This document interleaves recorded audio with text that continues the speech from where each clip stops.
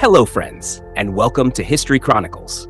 In our last video, we discussed Germany's swift and decisive victories in Belgium, the Netherlands, and Luxembourg. The stage was set for one of the most shocking and rapid military campaigns in history, the invasion of France. After routing the Allied forces in Belgium, Germany now turned its attention to France. Today, we'll explore how the Nazis orchestrated their attack on France, bypassing its formidable defenses and delivering a devastating blow that would change the course of World War II.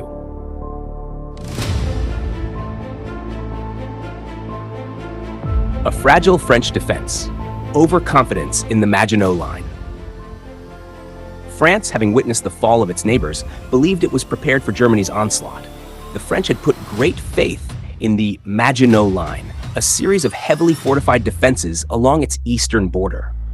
This immense fortification, running from Switzerland to the Ardennes, was designed to stop a German invasion head-on. However, France's reliance on the Maginot Line would prove to be a grave mistake.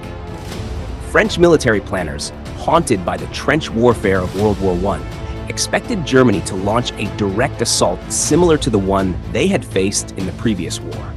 But Hitler had learned from the past. Instead of attacking through the heavily fortified region, the Germans repeated the Ardennes gambit, bypassing the Maginot Line entirely. Germany's tactical brilliance, the Sichelschnitt plan. The German High Command had devised the Sichelschnitt, sickle-cut plan. This strategy was audacious, relying on speed, surprise, and shock. The German army, led by General Gerd von Rundstedt and General Erich von Manstein, intended to break through the lightly defended Ardennes, encircle the French and British armies, and race toward the coast. On May 10, 1940, while the Allies were still focused on Belgium, the Germans began their assault on France. As expected, French troops moved northward to assist their Belgian allies, but this was precisely what the Germans had hoped for. With much of the French army committed to the northern front, the Germans began their daring push through the Ardennes forest. The Wehrmacht encountered little resistance in the Ardennes, as the French had wrongly assumed that the dense terrain would be impossible for tanks to traverse. In just a matter of days, German armored divisions emerged from the forest and began their lightning-fast drive toward the French heartland. Their destination? The English Channel, where they would cut off the Allied forces from the rest of France. The French collapse, disorganized and outmaneuvered. As the Germans sped toward the Channel, panic spread through the French and British forces. The speed of the Blitzkrieg was simply unmatched. The French army, despite being one of the largest and most modern in Europe, was woefully unprepared for this type of warfare. The Germans combined their powerful panzer divisions with devastating air attacks from the Luftwaffe, which bombarded French positions and sowed confusion among the defenders. French communication lines were constantly disrupted, and the Allied forces struggled to coordinate their defenses. Within days, it became clear that the Germans were not just advancing, they were routing the French army. Entire divisions were encircled and cut off, forced to retreat in disarray. The psychological impact on the French soldiers was profound, as they had been trained for a slow defensive war. Now they found themselves facing a mechanized juggernaut that was seemingly unstoppable. The race to the Channel, Dunkirk looms. The German advance was relentless. By mid-May, the panzers had reached the Somme River and were rapidly closing in on the English Channel. The Allied forces, now realizing the full scope of the German strategy, were caught in a trap. Thousands of French and British soldiers were encircled near the northern coast with no way to escape. With the Germans closing in, British Prime Minister Winston Churchill ordered the evacuation of British forces from France. The result was the now legendary evacuation at Dunkirk, where over 300,000 Allied soldiers were rescued from the beaches in a desperate effort to escape the German onslaught. Though Dunkirk was a miraculous evacuation, it was also a sign of the utter collapse of the Allied defense. While the world watched the daring evacuation, the Germans pressed forward, unrelenting. Their victory was now a matter of when, not if. Paris on the brink, the fall of a symbol.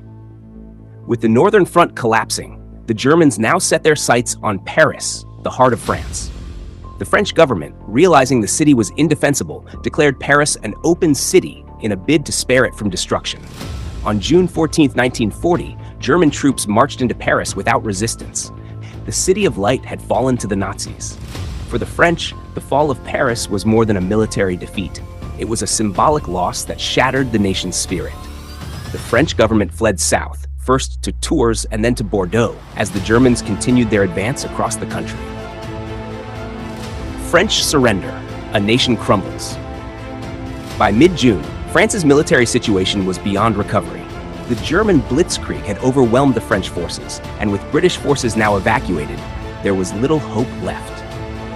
On June 22, 1940, less than 6 weeks after the invasion began, France formally surrendered to Germany. The surrender was signed in the same railway carriage in the Compiègne forest, where the Germans had surrendered to the Allies at the end of World War I. Hitler, in a symbolic act of revenge, had chosen this location to humiliate France. The terms of the surrender were harsh. Germany would occupy the northern half of France, including Paris, while the southern part of the country would be governed by the Vichy regime, a puppet state led by Marshal Philippe Pétain. France, one of Europe's most powerful nations, had fallen to Germany in a matter of weeks. The speed and scale of the collapse stunned the world and solidified Hitler's dominance over Western Europe. The aftermath, a new order in Europe. With France now under Nazi control, the balance of power in Europe shifted dramatically. Germany had succeeded in conquering much of Western Europe in a shockingly short time. The Third Reich now controlled the majority of the continent, and the once powerful Allied forces were in retreat. Britain stood alone, bracing for what seemed like an inevitable German invasion. For the French people, life under Nazi occupation was brutal. While some chose to resist, joining the French resistance, many others were forced to live under the oppressive rule of the Nazis. The Vichy government, which collaborated with Germany, further deepened the divisions in French society. But as France fell, Hitler's ambitions only grew. With the West now secure, his eyes turned eastward toward an even greater conquest. Conclusion. The fall of France was one of the most shocking events in modern history. In just a few weeks, a nation that had once stood at the heart of European power was brought to knees by the might of the German war machine. But this was only the beginning. In our next episode, we'll explore the key battles that defined the French campaign in detail, from the tragic encirclement at Dunkirk to the ferocious fighting in the French countryside. We'll see how German strategy and tactics shaped the course of the war, and how France's defeat would change the face of Europe forever. Don't miss it. If you enjoyed today's episode, be sure to hit the like button, subscribe to History Chronicles, and turn on notifications so you don't miss our next video. Thanks for watching, and as always, stay curious and keep exploring history with us.